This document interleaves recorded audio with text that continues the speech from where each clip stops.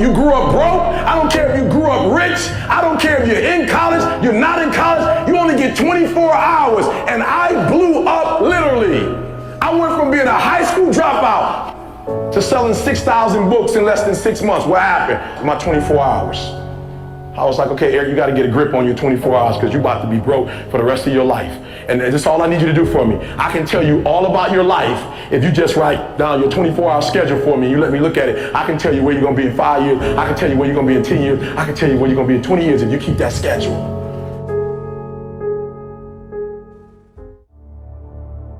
I had a teacher in 8th grade.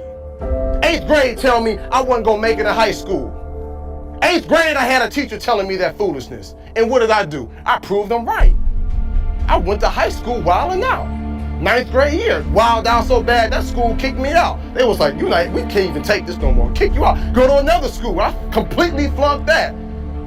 Go to a 3rd school and finally begin to get my act together. I'm proving everybody who did not believe in me right, and the few people who did believe in me, I'm proving them wrong. Again, we're dealing with it matters of the heart now.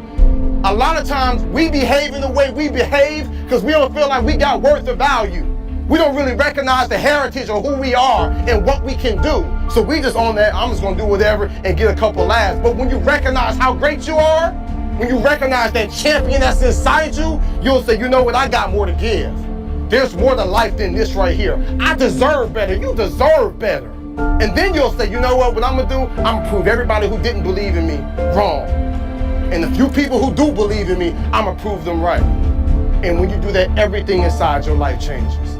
I just start saying, before I make decisions, I just start saying, okay, is this gonna make my mama proud? Or all the people that's hating on me, is this gonna make them say, see, I told you.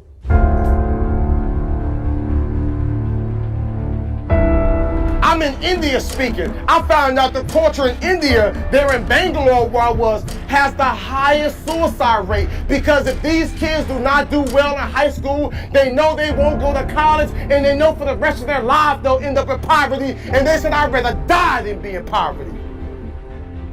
That's what you call desperation. But you gonna settle for whatever the world gives you? You gonna settle for living how your mom and dad live now? I'm telling y'all, my young friends, you ain't gotta settle for that. It comes down to this, I think you have to work hard. Like, just so everybody knows, we haven't gotten into this subject yet, working hard is the cost of entry to anything. You know 0 people that are successful that don't work their face off. You know 0 people.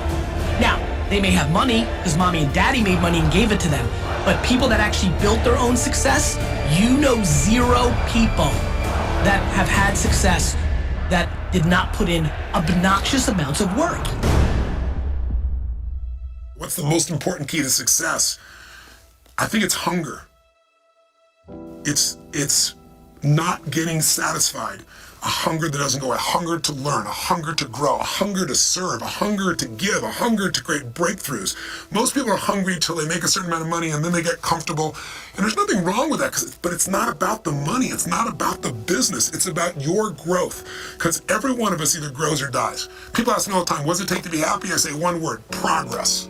Progress equals happiness, because achieving a goal feels good for how long? A week, a month, 3 months, and then there needs to be something else. And the reason for something else is because you gotta grow. Most people think that the people that are at a very high level in society are cut from a different cloth. They think that they're literally a different breed than them, and that they can't get those things. So that's kind of interesting, right? And it's always kind of a shocker to have the myth of that person burst. But see, here's the thing. Although we're not cut from a different cloth, the fact that I mastered consistency is the difference. And most people will never do that. No one wants you to succeed, right? Only your mom. And even your mom doesn't want you to succeed because she's afraid you're not gonna call her back. Your brain doesn't want you to be a big success. Your brain just wants to keep you alive. All your brain wants you to do is just pump out 1 or 2 kids so the DNA can continue on. That's it. Your brain will trick you. You are your own worst enemy. I know that if I fail to do that, that I am not instilling those habits that's gonna have a big picture long-term goal.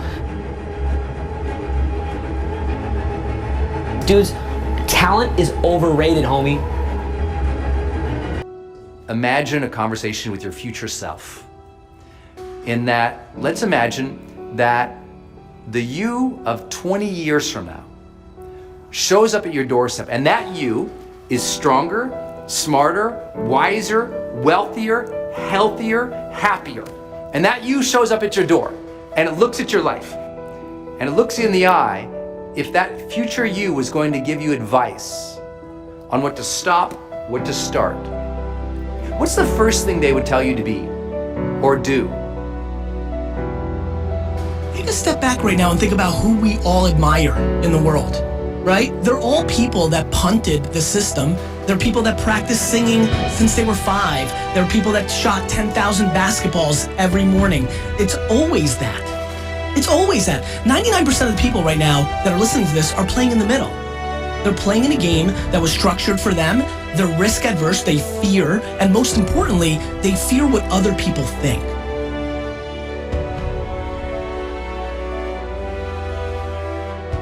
Look, I believe that we're all born with lots of goodness in us, but life throws curveballs. Life, the ambition of being alive helps us dream. And if you've been given a dream, don't discount that because you're not good enough yet. Develop yourself, weaponize yourself, teach yourself to be so good at something that is necessary to serve in the area of your dream that now you're never even thinking about your comfort zones. Your comfort zone is irrelevant. What matters is, what are you trying to do with your life? How are you trying to contribute? One thing that discipline definitely does help you with is it helps you get things done.